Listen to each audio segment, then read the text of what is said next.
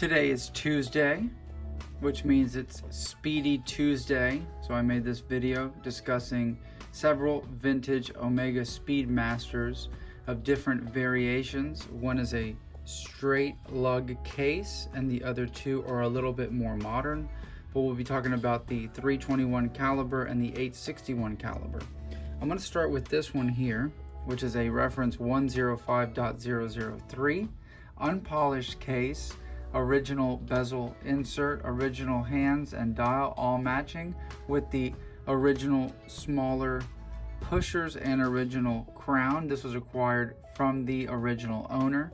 If you notice, this has the plain Speedmaster case back, which is the pre-moon caliber 321 from 1964. This is also known as the Ed White, which is a very important piece of NASA and astronaut history, as he was the gentleman credited with the first spacewalk. Next up, we have as well as another 321 caliber. This is a 1965 reference 105.012. This is the same reference worn by Neil Armstrong and possibly by Buzz Aldrin. This would have been the reference worn by the Apollo 11 astronauts when they walked on the moon.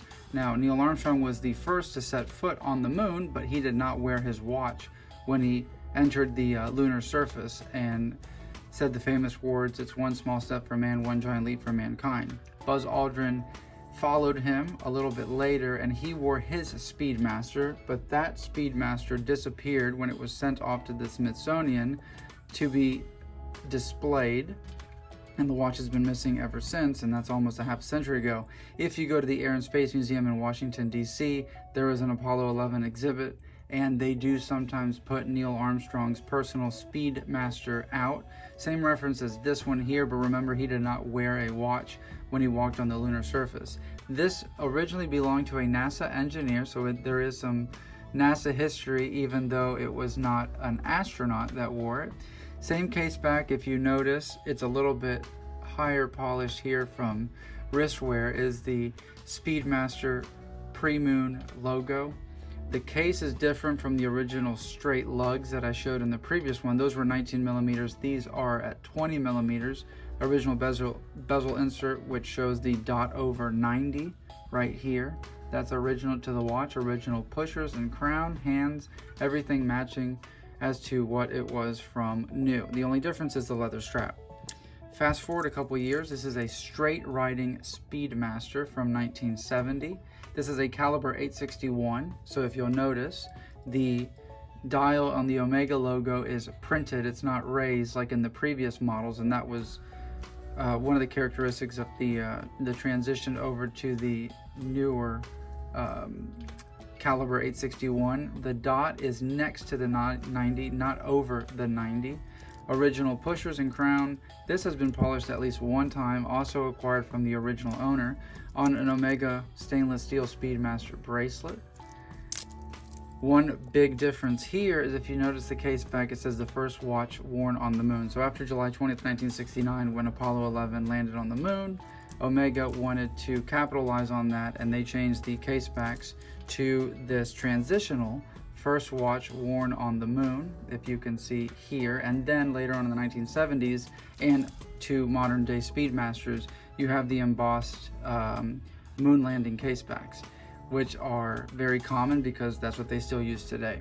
So these are some three historical pieces from my personal collection. One right here with some NASA history, the others from owners who of course admired the watch, which is one of the most iconic of the 20th century and was one of the most important of all time.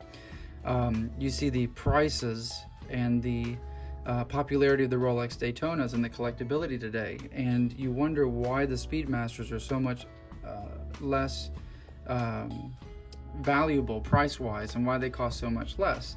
It seems that, you know, the Rolex Daytonas were not as popular sellers as were the Speedmasters, making them a little bit more uncommon. Daytonas in the 1970s and 80s were relatively affordable. Even some of the Paul Newman vintage ones, the collectability really didn't start climbing until in the 90s and later, and now they're very, very expensive.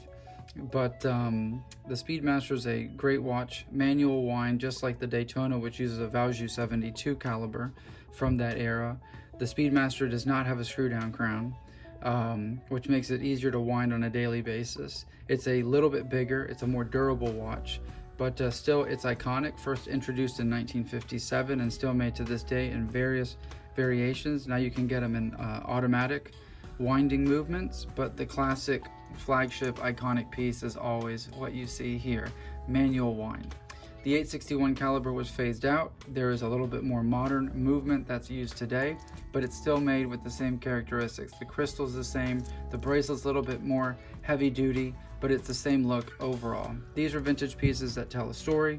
I wanted to share that story with you today. I've always loved Speedmasters. I've probably had 10 in my collection over time, which I've rotated. These are my 3 permanent pieces, and they're permanent because they were acquired from original owners, and they were acquired with the story. One of NASA, one being the transitional straight riding, and one being not just the Ed White model, but the last reference of the straight lugs, which of all the straight lug models beginning with the 1957, which is the most valuable, this is the most affordable.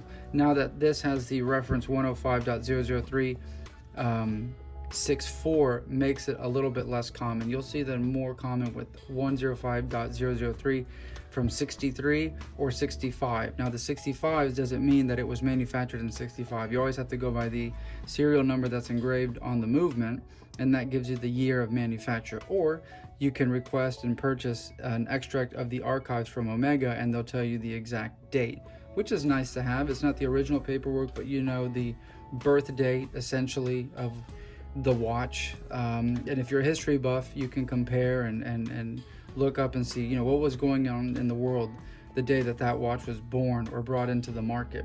So that's always very interesting, and that's one of the beautiful things about collecting vintage timepieces, is that the watches tell a story. They're witness to history.